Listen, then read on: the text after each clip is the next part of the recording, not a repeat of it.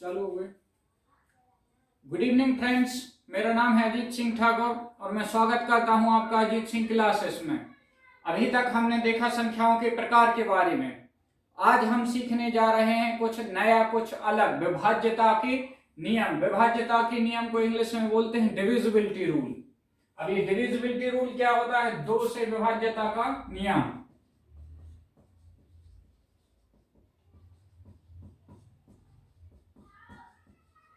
दो से विभाज्यता का नियम क्या कहता है?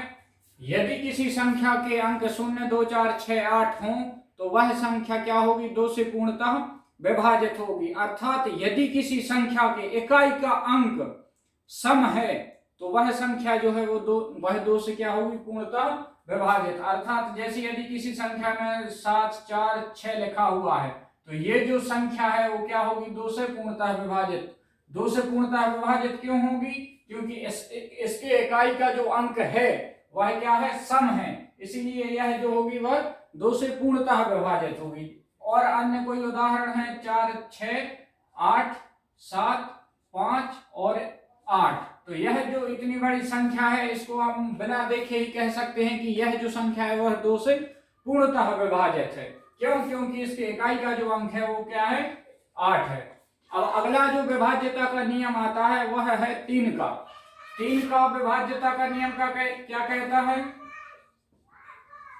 3 से विभाज्यता का नियम कहता है यदि किसी संख्या के अंकों का योग 3 से विभाजित होता है तो वह संख्या 3 से पूर्णतः विभाजित होगी। अर्थात यदि कोई संख्या 3, 6, 9, 3, 6 माफ कीजिए 3, 6, 6 ये जो है क्या है? इनके अंकों का इनका योग जो है, यदि जैसे कि इसका अंक योग कितना आ रहा है? 15 आ रहा है। यदि ये 3 से विभाजित है तो 3, 6, 6 भी पूर्णतः 3 से विभाजित होगा। तो क्या 15 3 से विभाजित है? जी बिल्कुल।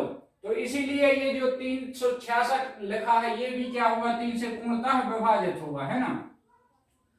अब अगला विभाज्यता का इस 3 के विभाज्यता के नियम से एक और विभाज्यता का नियम बनता है जो कि होता है 9 का विभाज्यता का नियम।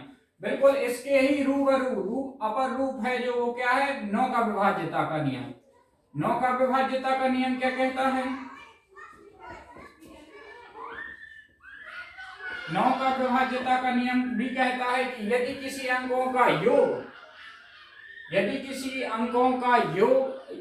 किसी संख्या के अंकों का योग 9 से विभाजित है तो वह संख्या जो है 9 से पूर्णतः विभाजित होगी, है ना। जैसे ये लिखा है कितना? 54। अब इसका अंकों का योग कितना है? 9। यदि ये 9 से विभाजित है तो यह 9 से क्या होगा? पूर्णतः विभाजित। ये बिल्कुल एक दूसरे के सेम है। यदि आपने 3 का विभाज्यता का नियम याद कर लिया है तो 9 के विभाज्यता के नियम में कोई भी आपको परेशानी नहीं जाएगी। अब आता है क्या? 4 का विभाज्यता का नियम। 4 का विभाज्यता का नियम। 4 का विभाज्यता का नियम क्या कहता है? 4 का विभाज्यता का नियम कहता है कि यदि किसी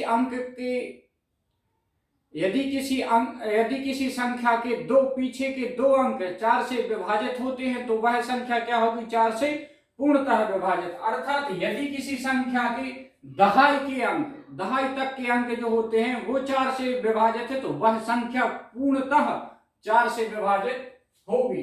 कैसे कह सकते हैं? यदि कोई 720 लिखा हुआ है या 724 लिखा हुआ है ना, तो यदि इसको हम देखना चाहेंगे कि ये 4 से पूर्णतः विभाजित है कि नहीं तो केवल आखिरी के 2 अंकों को देखेंगे।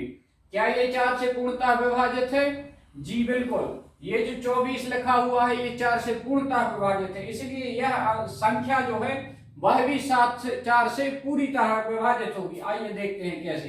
यदि ये 724 लिखा है इसको हम 4 से भाग देंगे। 4 एकम 4 बचा 3। नीचे आएंगे कितने? 2। 4 8 32 आएगा नीचे क्या? 4। ये 4 एकम 4। देखिए ये भी क्या हो गई? संख्या पूरी 4 से विभाजित, है ना। यदि 4 का विभाज्यता का नियम कर लिया, अब आते हैं हम कौन से विभाज्यता के नियम पे? 5 के विभाज्यता के नियम पे। 5 का विभाज्यता का नियम। 5 का विभाज्यता का नियम क्या कहता है? यदि किसी संख्या के इकाई के अंक पर 0 या फिर 5 हो तो वह जो संख्या है वह पूर्णतः 5 से विभाजित होगी। ठीक है, यदि कहीं पे लिखा हुआ है 50, कितना लिखा हुआ है 50, तो यह संख्या इसके इकाई के अंक पर क्या है 0 है, तो यह जो संख्या है वह क्या होगी 5 से पूर्णतः विभाजित। वो तो स्पष्ट रूप से दिख रहा है कि ये 50 है। जैसे कोई अंक है 60 संख्या है ना, यदि इसको देखेंगे तो 5 एकम 5 है ना, बचा कितना 1, नीचे ये 0 आएगा, फिर कितना बचा, कुछ नहीं बचा, 5 दूनी 10। ठीक है, तो ये जो इसका कारण क्या है 5 से पूर्णतः विभाजित होने का, क्योंकि इसके इकाई का जो अंक है वो वह क्या है 0 और 10 है। विभाज्यता के नियमों को और आगे बढ़ाएंगे अगली वीडियो में। तब तक आप मेरे चैनल को सब्सक्राइब कीजिए और बेल आइकन को दबाइए ताकि सीधा नोटिफिकेशन आपके पास में आए और आप इस वीडियो का लाभ ले सकें। धन्यवाद।